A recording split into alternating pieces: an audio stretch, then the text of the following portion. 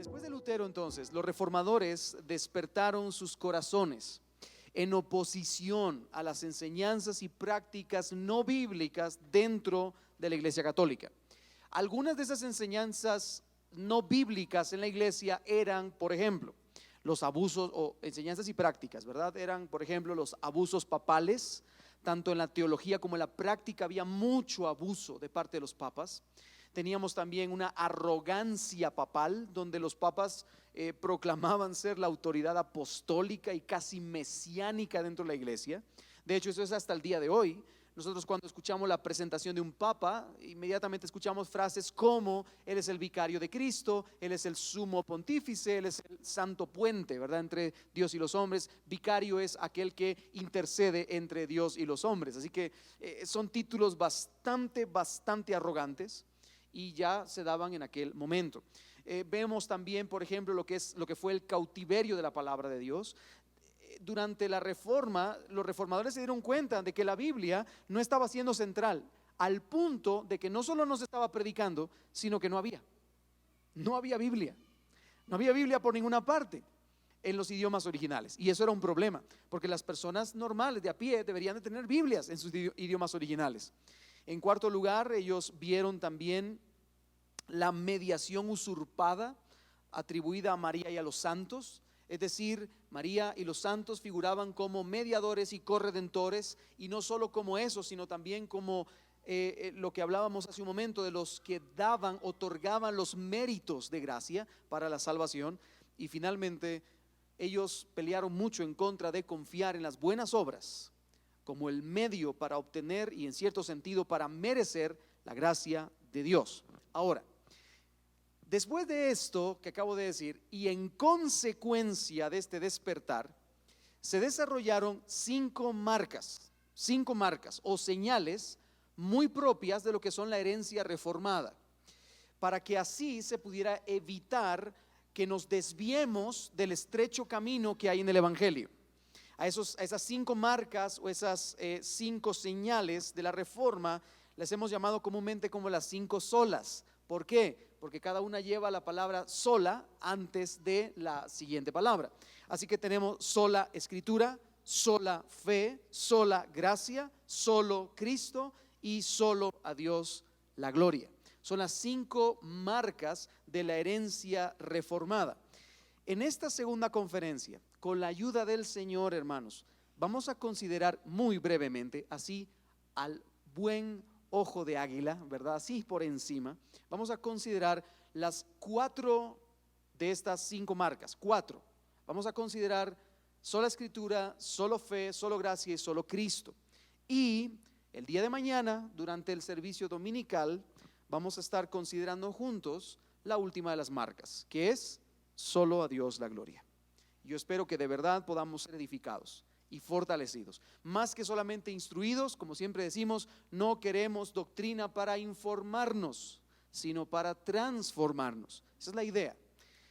Así que vamos a ir en primer lugar con la número 1, que es sola escritura. Sola escritura, sola scriptura en latín, sola escritura.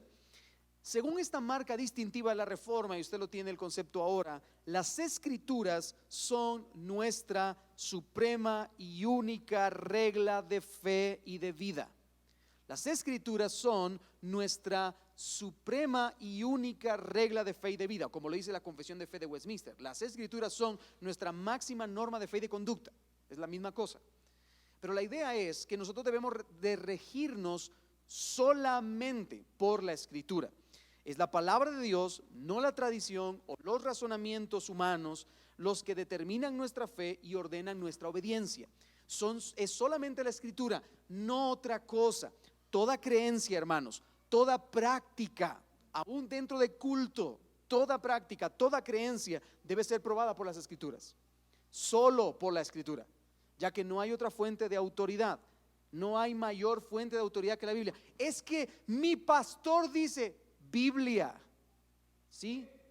Capisci, dijeran los italianos, ¿verdad? Biblia. No, yo no quiero saber lo que tu pastor dice, yo quiero saber lo que la Biblia dice.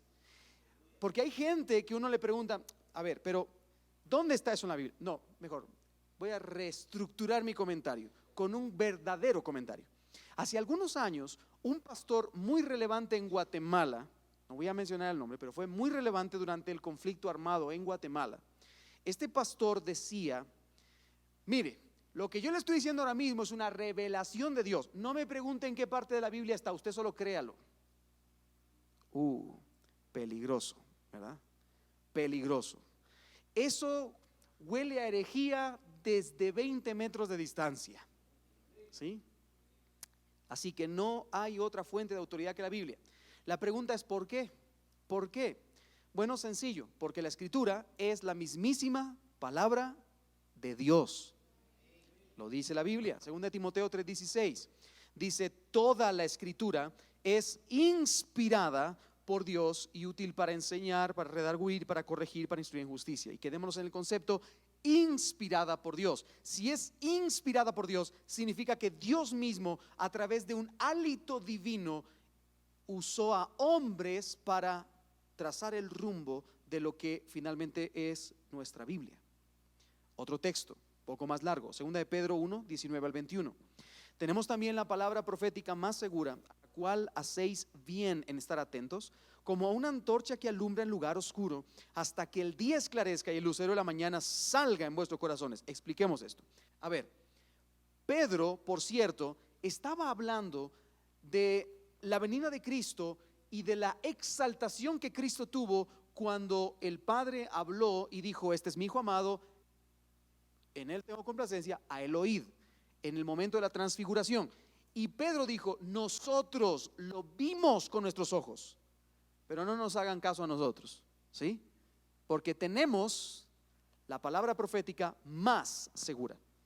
Él estaba diciendo: mira, yo vi con mis ojos algo, pero lo que dice este libro acerca de Jesús es más seguro que el testimonio que yo pueda darte.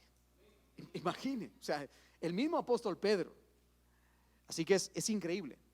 Pero continúa, entendiendo primero esto, que ninguna profecía de la Escritura es de interpretación privada. Es decir, nada de lo que la Biblia fue diseñada por la mente de un ser humano, porque nunca la profecía fue traída por voluntad humana, sino que los santos hombres de Dios hablaron siendo inspirados por el Espíritu Santo. Una vez más, fueron inspirados por el Espíritu Santo. La confesión helvética es uno de los primeros documentos reformados a lo largo de la historia. La confesión helvética dice lo siguiente: creemos y confesamos que los libros canónicos, yo creo que lo tenemos en pantalla, sí, ahí está, que los libros canónicos de los santos profetas y apóstoles en ambos testamentos son la verdadera palabra de Dios y poseen fuerza y fundamento suficiente sin necesidad de ser confirmados por los hombres, pues Dios mismo ha hablado a los padres, profetas y apóstoles y prosigue hablándonos a nosotros por las sagradas escrituras. Lo voy a decir en palabras más coloquiales y utilizaré las palabras de John Piper. ¿Quieres escuchar a Dios en voz audible? Lee tu Biblia en voz alta. Sencillo. Dios habló a través de profetas y los apóstoles y nos sigue hablando a nosotros el día de hoy a través y solo a través de las Escrituras.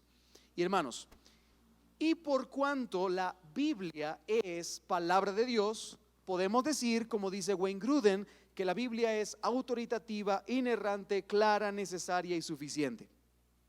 Vuelvo a repetir, la Biblia es autoritativa, la Biblia es inerrante, la Biblia es clara, la Biblia es necesaria y la Biblia es suficiente.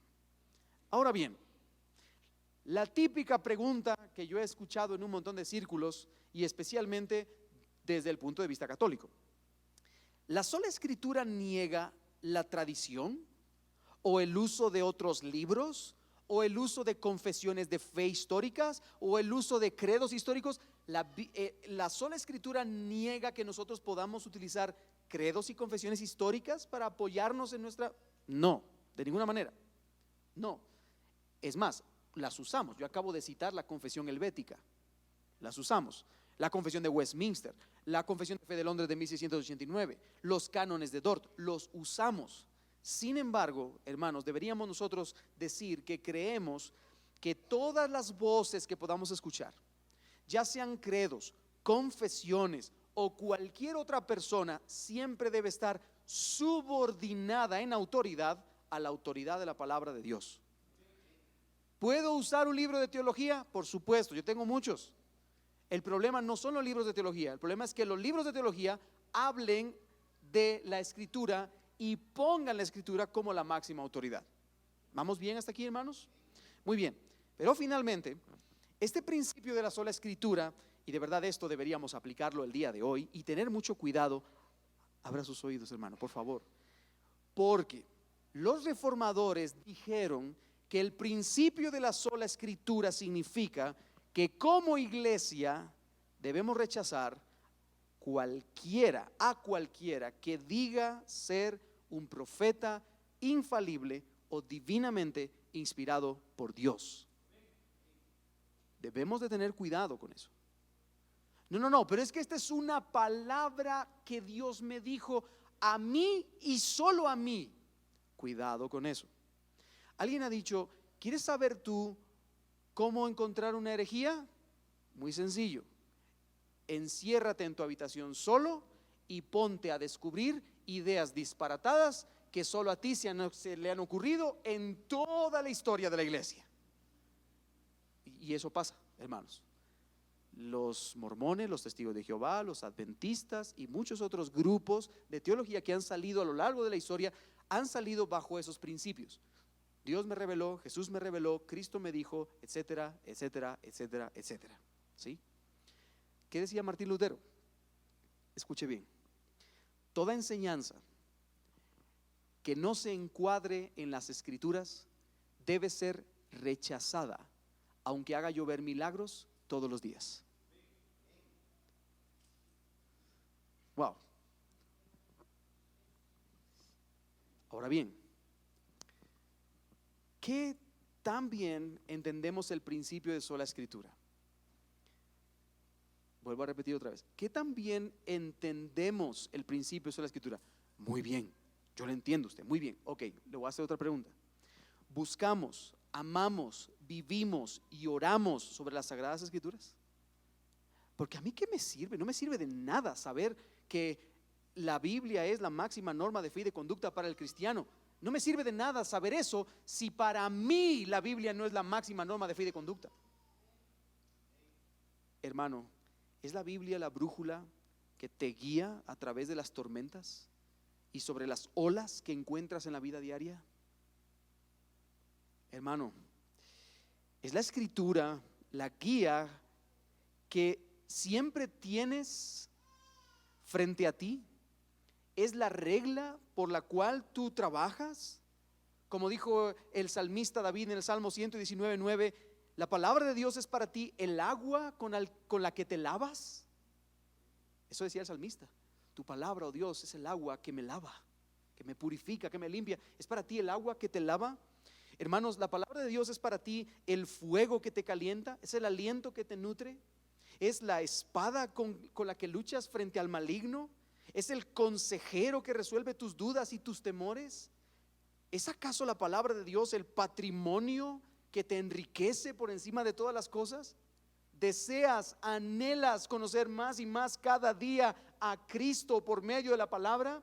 Porque si no lo es así, déjame decirte que muy sola Escritura puedes saber, pero no la vives. Y el gran problema de la iglesia no es que no conoce, sino que no vive. Debemos vivir. Cuidado, iglesia, porque podemos saber muy bien el principio de la sola Escritura. Podemos saberlo muy bien, pero los reformadores no deseaban que la iglesia supiera el principio de la sola Escritura. Los reformadores dieron sus vidas para que la iglesia aplicara el principio de la sola Escritura. Hermano, haz de la palabra algo central en tu vida cada día.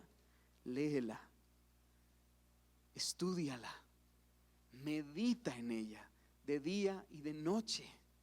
Usa la Escritura no como un pisapapeles, sino como un pisapecados que aplaste toda tu condición pecaminosa, que derrumbe toda tu carnalidad y que te transforme en Cristo. Eso es lo que la palabra del Señor demanda. Amén.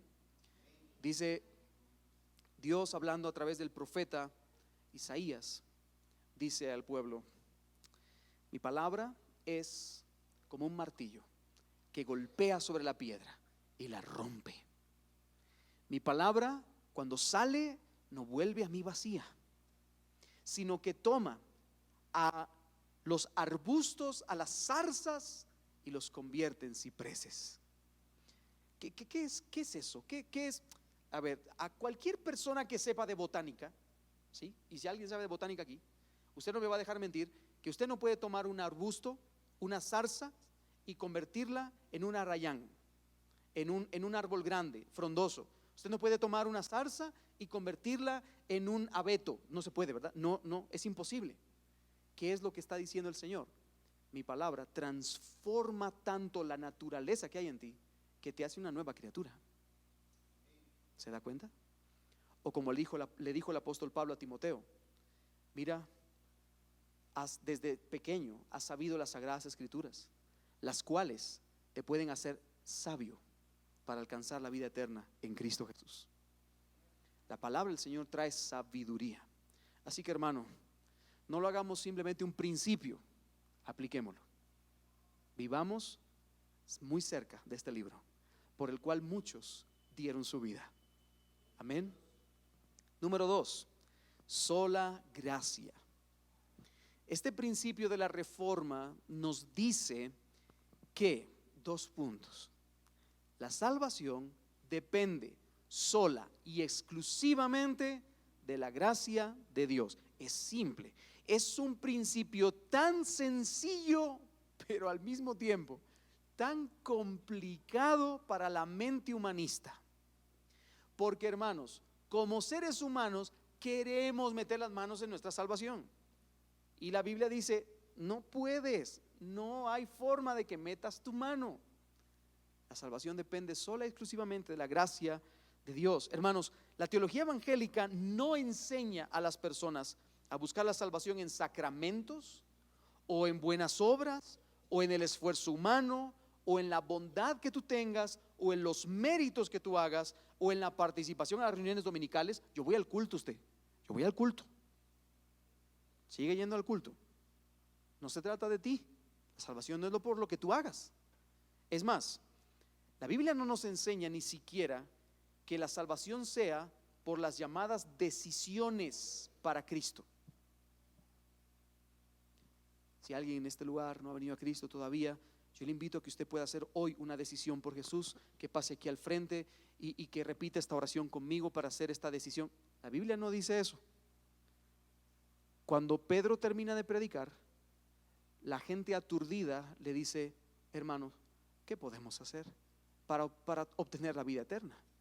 Y entonces Pedro le responde: miren, arrepiéntanse, crean en el Evangelio y bautícense, y así vendrán del cielo tiempos de refrigerio para ustedes. No les dice: pasen al frente, vengan, a ver todos, repitan después de mí: Señor, Señor, te pedimos. No, porque no se trata de la decisión que yo pueda tomar. Se trata de la infinita, gloriosa e inmerecida, esa es la palabra, inmerecida gracia de Dios. El mensaje del Evangelio se opone totalmente a cualquier noción de libertad humana, a cualquier noción de fuerza de voluntad o de méritos personales que podamos alcanzar. No, la Biblia dice: ni siquiera tus justicias son correctas. ¿Sabe qué dice el Señor en nuestras justicias? Que son como trapos de inmundicia. Qué complejo eso. Y entonces, ¿qué dice la Biblia acerca de la salvación? Bueno, Jonás 2:9 nos dice que la salvación es del Señor. Qué gran descubrimiento, ¿verdad? La salvación es del Señor, ¿verdad? La salvación no es un puñado de instrucciones sobre cómo ayudarse a uno mismo para salir de una situación difícil de pecado. Hermanos, la salvación, y escuche bien esto para que no se me pierda, la salvación es un acto soberano de Dios, soberano, en el que nosotros somos redimidos de pura gracia. Permítame decírselo en términos más sencillos. Somos llamados por gracia, somos regenerados por gracia, somos justificados por gracia, somos adoptados por gracia, somos santificados por gracia, somos preservados por gracia y seremos glorificados por gracia. No hay ningún tipo de mérito humano dentro de la salvación. La gracia soberana aplasta nuestro orgullo y de verdad nos hace contemplar al Dios de toda gracia que nos llamó a su gloria perfecta. El evangelio de Cristo nos hace agachar la cabeza y humillarnos delante de la misericordia de Dios en la redención. Yo soy un campeón, me merezco ser salvado. Hermano, qué terrible. Qué terrible. No hay galones en el pecho de un cristiano. La primera bienaventuranza dice: bienaventurados los pobres, porque de ellos es el reino de Dios. Hermanos, Dios no busca super espirituales, ni con galones puestos aquí en el pecho de alcurnia cristiana. Dios busca pobres en espíritu. Sencillo. Hay un texto en el Antiguo Testamento que ilustra perfectamente lo que estoy tratando de decir. Se encuentra en Deuteronomio capítulo 7, versos 6 al 8. Dice: porque tú, y vuelvo a repetir esto es una ilustración, ¿sí? Porque esto es un mensaje específico para el pueblo de Israel, pero nos ayuda a entender cómo es la gracia de Dios. Dice: porque tú eres pueblo santo para Jehová tu Dios. Jehová tu Dios te ha escogido, elección, para serle un pueblo especial, más que todos los pueblos que están sobre la tierra. No por ser vosotros más que todos los pueblos os ha querido Jehová y os ha escogido, pues vosotros erais el más insignificante de todos los pueblos, sino por cuanto Jehová os amó y quiso guardar el juramento que juró a vuestros padres. Os ha sacado Jehová con mano poderosa y os ha rescatado de servidumbre de la mano de Faraón, rey de Egipto. Hermanos, nosotros hemos sido liberados del Egipto del pecado, de las manos del Faraón, que es Satanás. Hemos sido colocados en un nuevo reino. Vamos ahora mismo por el desierto en nuestro peregrinaje, tratando de alcanzar la tierra prometida, que es la patria celestial. Pero el Señor fue el que nos sacó de allí. No fue por nuestra fuerza, fue por la gracia del Señor. Jehová nos amó, nos escogió, nos rescató.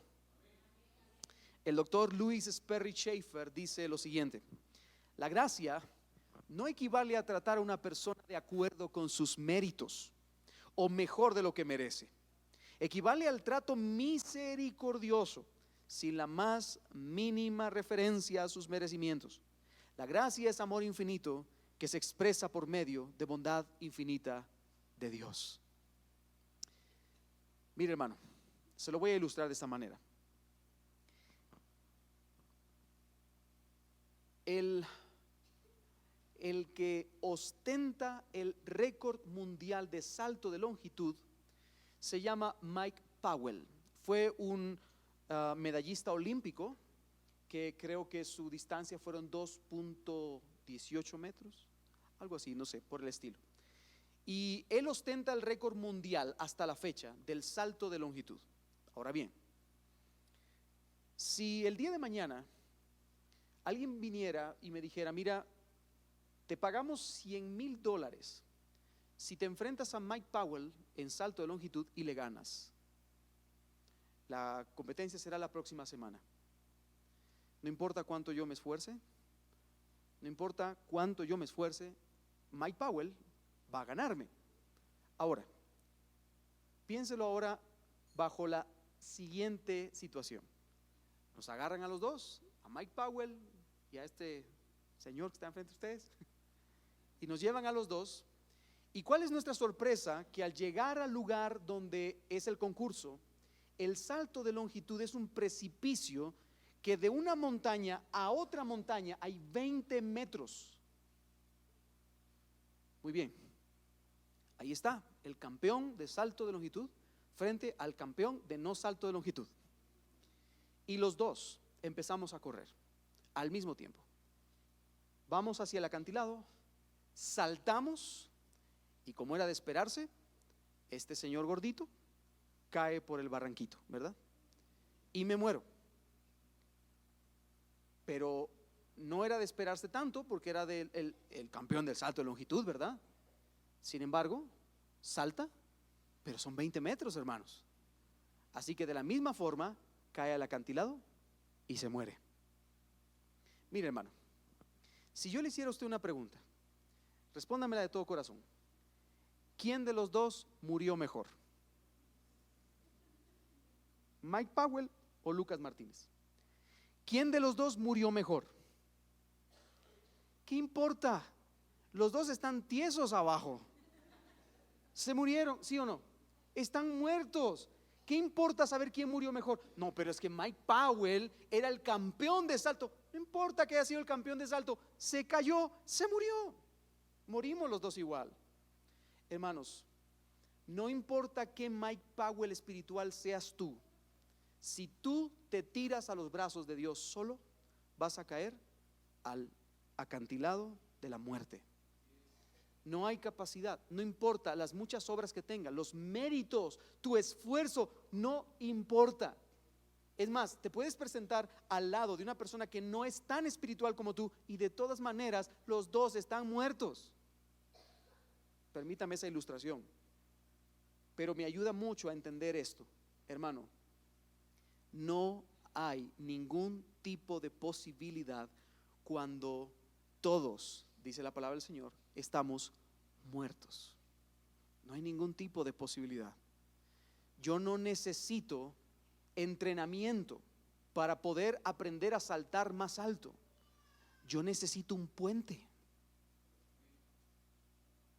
No hay capacidad humana para que yo salte 20 metros, sin importar cuánto me esfuerce. Hermano, necesito un puente. Eso es la gracia. La gracia es el puente entre Dios y los hombres. La gracia es el regalo inmerecido. La gracia es ese regalo inmerecido en el último momento del partido para que tú ganes el juego. ¿Va conmigo? Y yo creo que está bastante claro este concepto. Sin embargo, la pelea de la Reforma Protestante fue precisamente por este punto. Le voy a mostrar una frase de uno de los teólogos más importantes e influyentes de la Iglesia Católica en el pasado. Él se llamaba Pedro Lombardo y él decía: somos salvos por gracia, pero los sacramentos son los que producen la gracia. Básicamente es: tú no puedes saltar el acantilado, pero si te esfuerzas vas a lograr saltarlo. El Concilio Vaticano II lo explicó en estas palabras: Cristo salva. No sé si está por ahí en las pantallas. Concilio Vaticano II, ¿no está? Ok. El Concilio Vaticano II dijo: Cristo salva, pero ¿cómo salva? Por medio de los sacramentos, que son méritos de gracia. O sea, Cristo te va a salvar, pero siempre te va a salvar cuando tú hagas algo para que Él te salve. Entonces ya no se trata de la salvación porque Cristo te salve, sino porque tú hagas algo para que Cristo te salve. ¿Me sigue? La pregunta es: ¿qué dice la Biblia? Se recuerda que el primer principio de la Reforma era sola Escritura. Así que nuestra conciencia queda cautiva a la palabra de Dios. No me importa lo que digan otras personas. ¿Qué dice la Biblia? Bueno, vayamos a Efesios capítulo 2 versos 1 al 9. Dice el apóstol Pablo: y Él os dio vida a vosotros cuando estabais muertos, no medio muertos, enfermos, gravemente heridos por el pecado, muertos. Os dio vida cuando estabais muertos en vuestros delitos y pecados, en los cuales anduvisteis en otro tiempo, siguiendo la corriente de este mundo, conforme al príncipe de la potestad del aire, el espíritu que ahora opera en los hijos de desobediencia, entre los cuales también todos nosotros vivimos en otro tiempo en los deseos de nuestra carne, haciendo la voluntad de la carne y de los pensamientos, y éramos por naturaleza hijos de ira, de la ira de Dios. La ira de Dios pesaba sobre nosotros, lo mismo que los demás. Pero Dios, que es rico en misericordia, por su gran amor con que nos amó, aún estando nosotros muertos en pecado. Es que Pablo era un excelente maestro, ¿sí? Y los maestros tienen esa práctica de la repetición. Repiten y repiten y repiten. Vuelve a repetir. Estaban muertos, que no se les olvide, muertos. Estaban muertos. Nos dio vida juntamente con Cristo. Y ahora dice, por gracia sois salvos. En griego es ocharis soso, por un regalo que no merecíamos. Esa es la idea, como un regalo inmerecido, como una gracia, un carisma, un don inmerecido de parte de Dios, hemos sido salvados. Esa es la idea del texto. Y juntamente con Él, con Cristo, nos resucitó.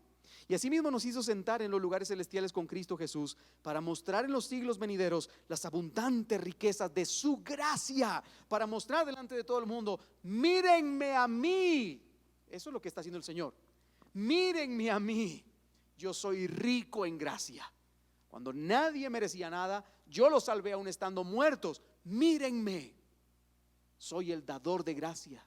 Eso es lo que dice el Señor, para mostrar en los siglos venideros su abundante gracia en su bondad para con nosotros en Cristo Jesús. Y vuelve a repetir otra vez, porque por gracia sois salvos por medio de la fe. Y esto, tanto la gracia, salvación y la fe, esta obra que ha sido hecha por nosotros, no es de nosotros, pues es don de Dios. Por si no le queda claro, no por obras, para que nadie se gloríe. Hermano, está muy claro el texto, demasiado claro. Tito capítulo 2 verso 11. Porque la gracia de Dios se ha manifestado para salvación a todos los hombres. En otras palabras, hemos sido salvos por la gracia de Dios que se ha manifestado a nosotros. Romanos 3, 23 y 24. Por cuanto todos pecaron y están destituidos de la gloria de Dios, siendo justificados gratuitamente por su gracia, mediante la redención que es en Cristo Jesús. Hermanos, estábamos muertos en delitos y pecados, destituidos de la gloria de Dios, pero ahora fuimos justificados gratuitamente por su gracia mediante la redención que es en Cristo Jesús. Tito 3:5. Os salvó, hermano, por si no queda claro. Yo creo que este texto es una plancha y es óster de las caras. Os salvó, no por obras de justicia que nosotros hubiéramos hecho, dice Pablo, sino por su misericordia, por el lavamiento de la regeneración y por la renovación en el Espíritu Santo. O sea, en otras palabras, todo es por Él. Hermano querido, esa es la gracia. Esa es la gracia. Pero vuelvo a tratar de aplicar esta idea. ¿Se ha puesto usted a meditar alguna vez en ese bendito regalo? Porque a veces no pensamos en ese regalo.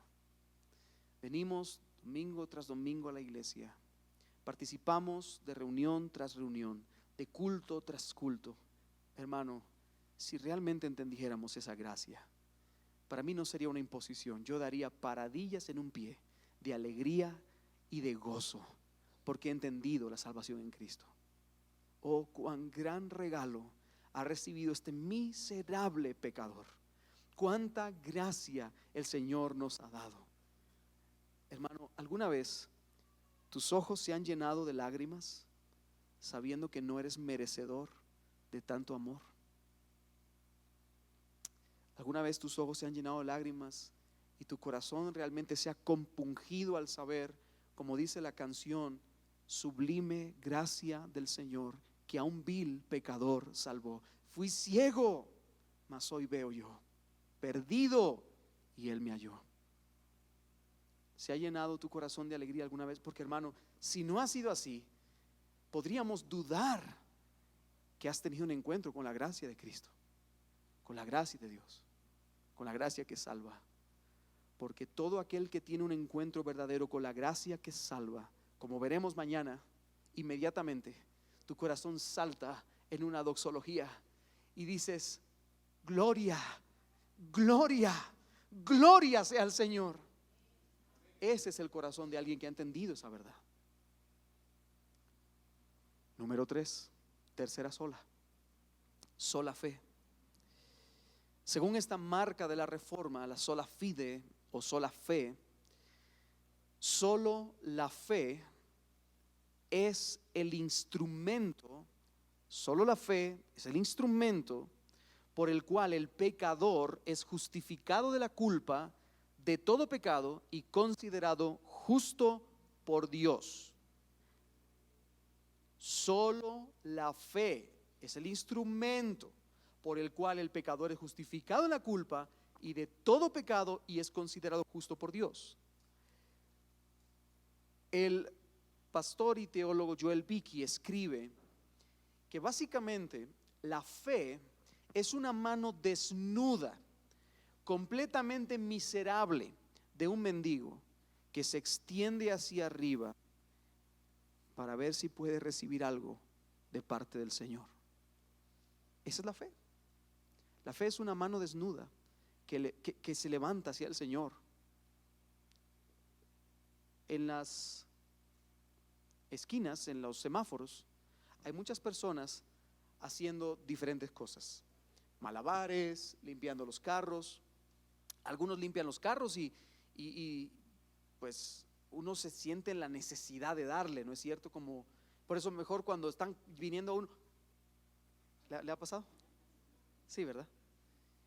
Y porque si no, de verdad, le limpian a uno el vidrio y uno se siente en la necesidad de darle un su quetzal, ¿no es cierto? Hermano, no me malinterprete lo que le voy a decir, pero usted no tiene la necesidad de darle, usted no tiene la responsabilidad de darle.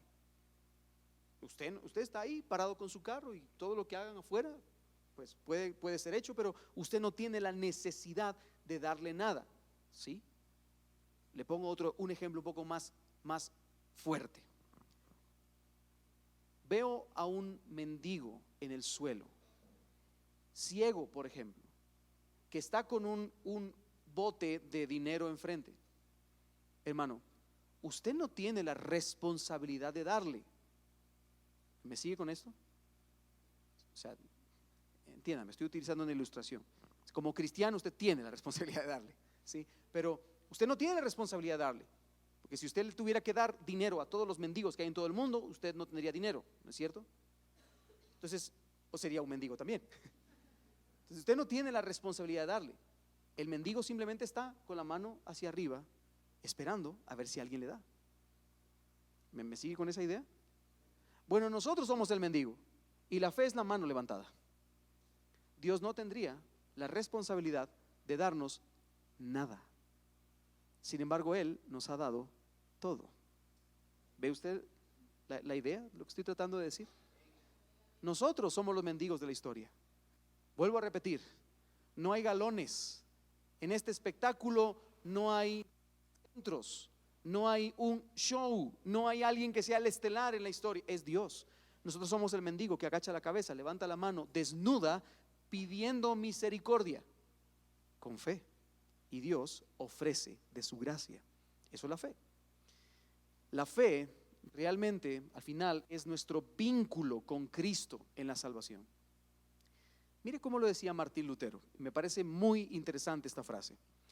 Si la salvación es nuestra unión de matrimonio con Cristo, si la salvación es nuestra unión de matrimonio con Cristo, la fe es el anillo de bodas. Hermanos, es a través de la fe que todos los beneficios de la salvación comprados por Cristo son aplicados al alma del ser humano. Aquel que cree en el Hijo de Dios es declarado justo instantáneamente. Aquel que cree es injertado en la familia de Dios instantáneamente. Aquel que cree, que ha creído en Jesucristo como el único Señor y Salvador de su alma, inmediatamente entra en un proceso de santidad que va a culminar con la muerte y la glorificación futura. La fe, hermanos, simplemente se trata de que en vez de confiar en algo que yo pueda hacer para ser salvado, dependo únicamente de la justicia de Cristo. Yo no soy nada ni nadie. No puedo, vuelvo otra vez al salto de longitud, yo no puedo llegar al otro lado. No puedo hacerlo. Confío en el puente, en Cristo. Mire lo que dice Pablo en Romanos capítulo 4, versos 4 al 5. Romanos 4, 4 al 5 dice: pero al que obra no se le cuenta el salario como gracia, sino como deuda. Si tú quieres obrar, lo que está diciendo Pablo aquí es: si tu intención es alcanzar la salvación por tus obras, quiero que sepas, dice Pablo, que siempre el vaso estará medio vacío. Nunca te van a alcanzar las obras, no van a ser suficientes. Siempre tus obras van a contar como deuda. ¿Por qué? Porque nosotros somos incompetentes para poder salvarnos. Mas al que no obra, sino cree en aquel que justifica al impío, su fe le es contada por justicia. Hermanos, vuelvo a repetir, no se trata de que hagamos nada, sino solamente confiar en Jesucristo como Señor y Salvador. Romanos 1:17 dice: porque en el Evangelio la justicia de Dios se revela por fe y para fe, como está escrito, mas el justo por la fe vivirá. Y yo quisiera terminar este punto preguntándote: ¿cuál es tu confianza delante de Dios? ¿Cuál es tu confianza? ¿Tu confianza es una combinación de tu fe, amor y buenas obras? ¿O te presentas ante Dios solo por la fe verdadera y viva que confía y descansa en Jesucristo? Examínate de todo corazón. ¿Tu confianza total está en Jesús? Total. No, es que yo tengo que ir a la iglesia. Mira, si la palabra es tengo que, tú le estás agregando obras a tu salvación. No, es que el pastor dijo que yo tengo que leer la Biblia. Ese era el punto número 1, la sola escritura.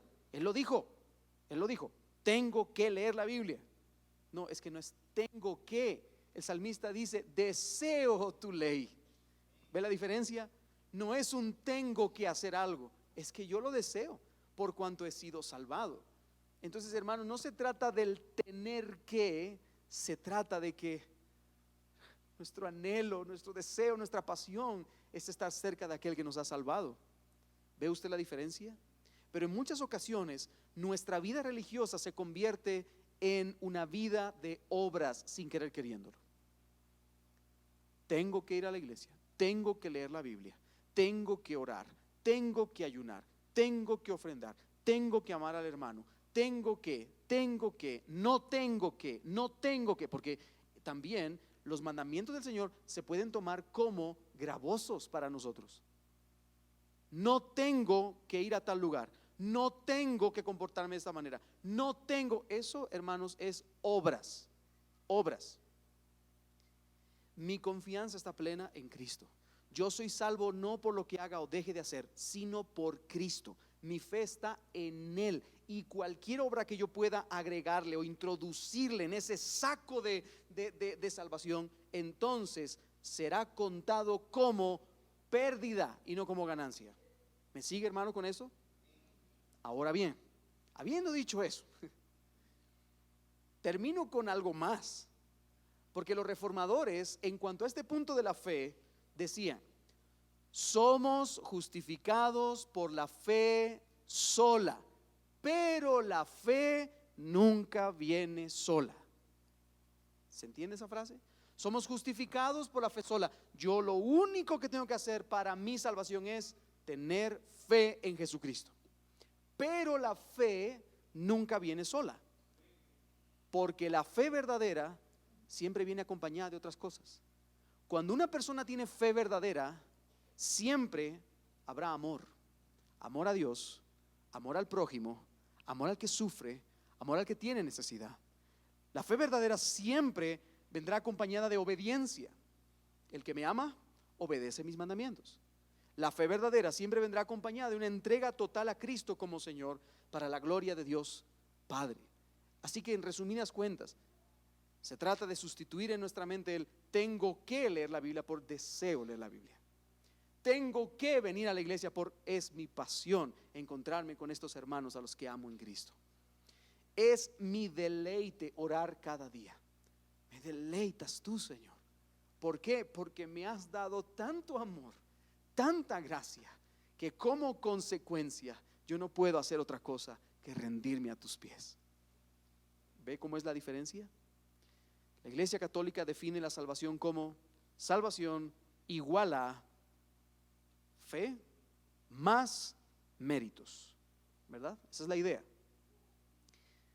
Nosotros lo entendemos al revés. Salvación es igual a fe sola, que es igual a méritos también, obras, justicia.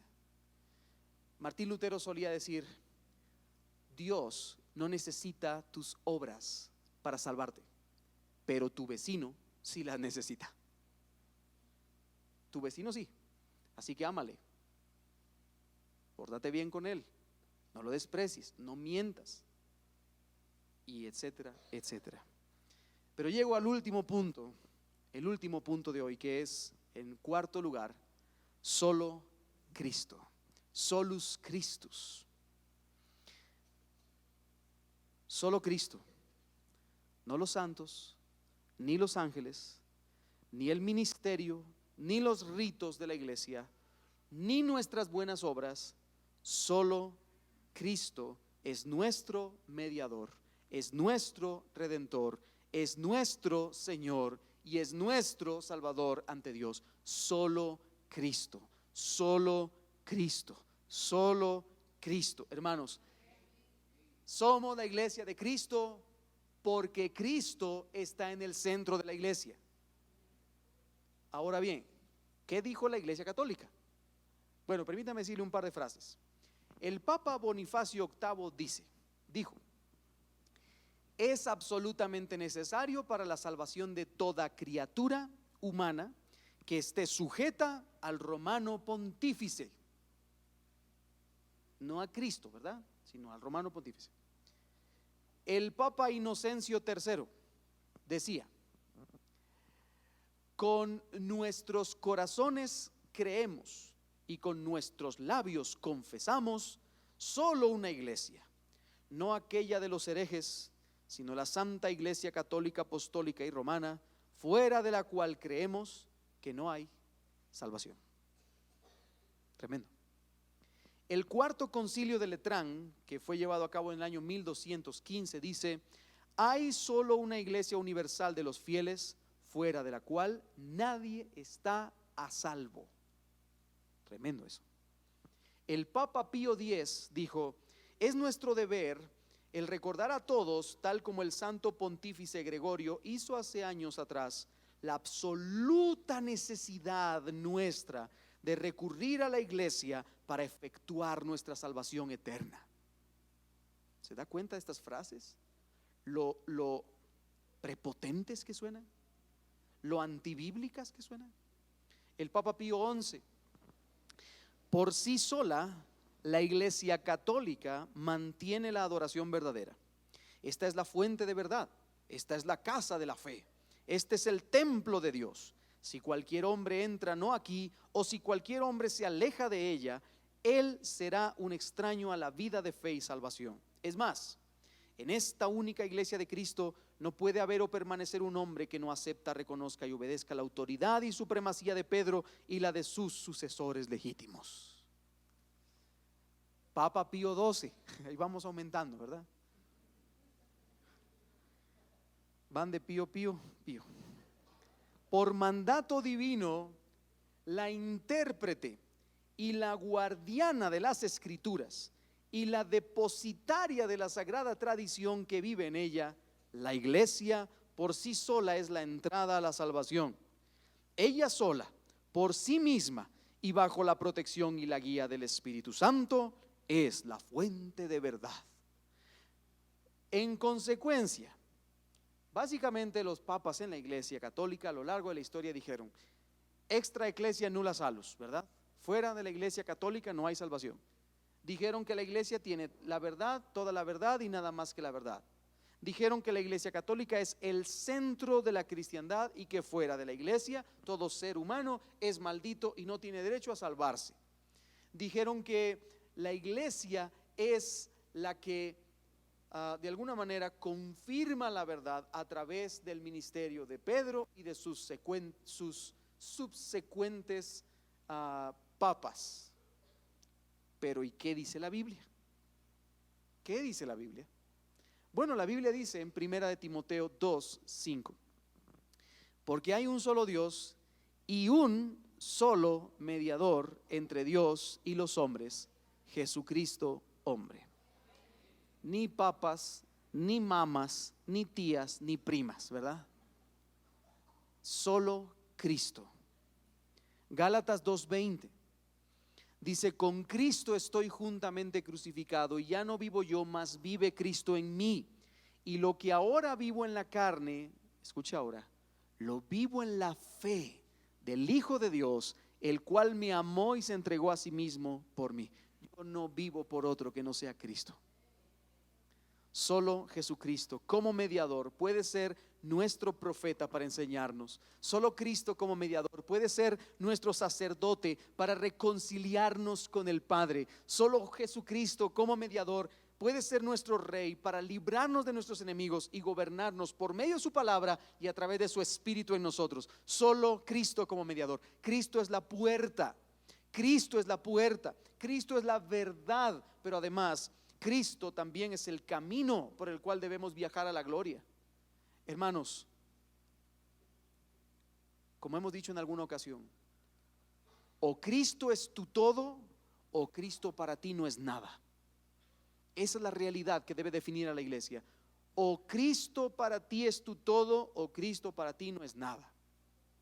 Así que yo compondría un poquito el bendito eslogan de la Iglesia Católica y le pondría algo así como: extra Christus nulla salus. Fuera de Cristo no hay salvación ni remisión de pecados.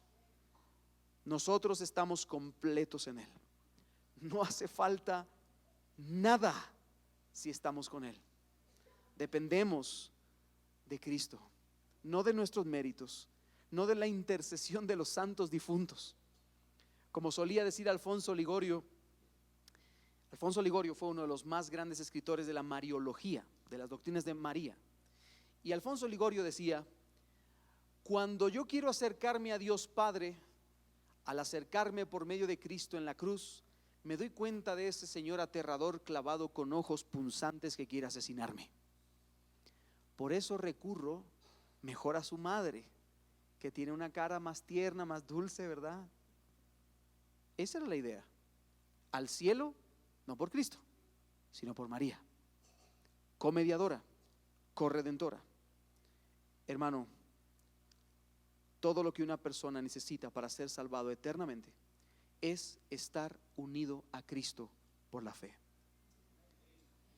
Si hay alguien en este lugar que no ha venido a Cristo en arrepentimiento y fe, de verdad y de todo corazón, sería una ofensa que después de haber pasado 2 horas y media casi aquí hablando de la verdad bíblica, sería una ofensa contra Dios que no corras desesperado a Cristo y te refugies en Él.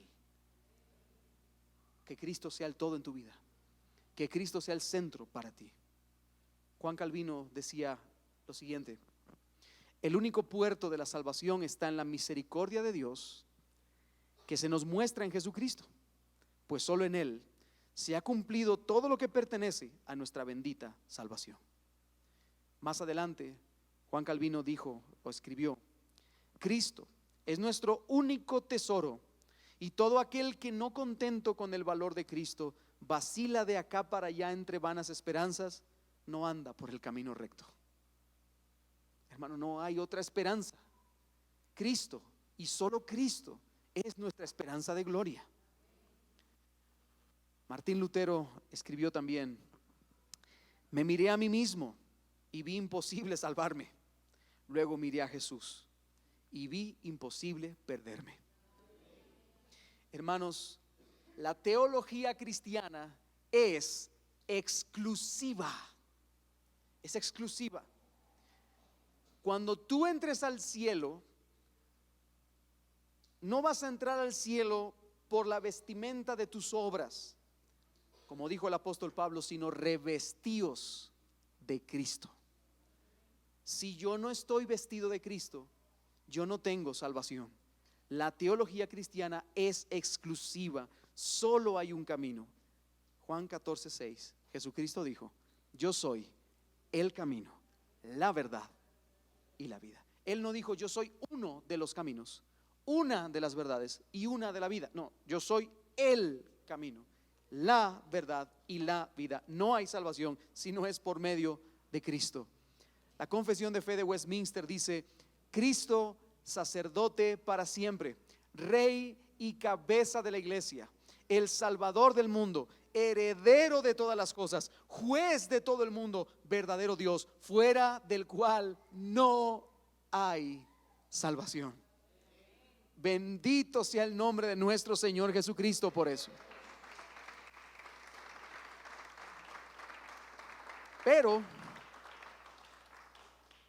Pero yo quiero terminar esta conferencia de hoy preguntándote lo siguiente: ¿Cristo significa todo para ti? Cristo significa todo para ti. Tú puedes decir hoy que amas a Cristo como el Verbo de Dios hecho carne. Tú puedes decir hoy que es Cristo, tu amado profeta, quien te da verdadera sabiduría. Puedes decir hoy que es Cristo, tu fiel sacerdote, que convierte la maldición de Dios sobre tus pecados en bendición. Tú puedes decir hoy que es Cristo, el Rey que gobierna tu vida. Hermano, tú puedes decir que Cristo es tu mayor consuelo frente a la vida y frente a la muerte. ¿Conoces a Cristo personalmente y experiencialmente? De todo corazón. No me respondas, pero examínate hoy. Puedes decir que conoces a Cristo experiencialmente, personalmente, como tu Señor. Sí, Él es mi Salvador. No te pregunté eso. Como tu Señor. Eso significa, Él gobierna tu vida. Si de todo corazón, si tú hicieras una auditoría de toda tu vida, ¿tú puedes decir que Cristo es el que gobierna tu vida? ¿Es Cristo todo para ti? ¿O estás buscando algo más que satisfaga tu corazón insaciable y hambriento de gloria? ¿Es Cristo todo para ti? Porque vuelvo a repetir: o Cristo es tu todo, o Cristo para ti no es nada. O Cristo es tu todo, o Cristo para ti no sirve para nada. Examínate hoy, querido hermano, y no hagamos de estas conferencias un mero intelectualismo agregado a nuestras cabezas. Hermanos, Dios no quiere conocimiento estéril acumulado en el disco duro cerebral. Pidámosle al Señor de verdad que su Espíritu edifique nuestros corazones y que seamos transformados por su gracia a través de estas verdades. Que la Escritura sea mi máxima norma de fe y de conducta. Que mi vida sea un cántico de adoración y alabanza por la gracia de Dios que he recibido, en la cual yo soy un miserable mendigo que simplemente ha levantado la mano de fe y ha recibido el mayor regalo incomparable, que es a Cristo, esperanza de gloria. Hermano, no sirve de nada meter información, necesita transformar tu alma.